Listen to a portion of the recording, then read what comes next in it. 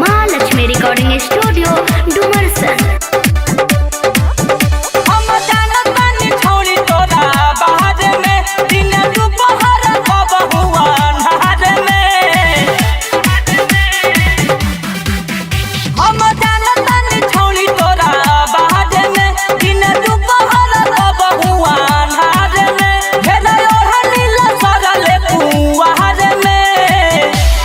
नैहर में धारा हिल माजा महाजे में सती बनता रे जाके ससुर राजे में बड़े नैहर में धारा हिल माजा महाजे में सती बनता रे जाके ससुर राजे में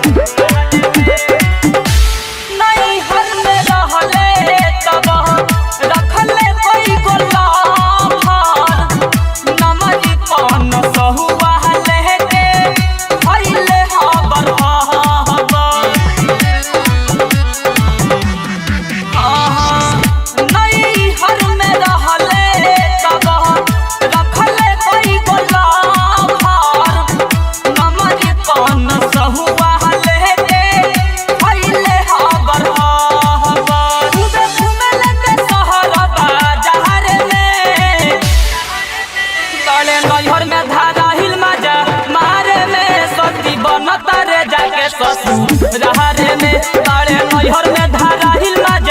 मारे में सती बनता रे जाके ससुर राजे में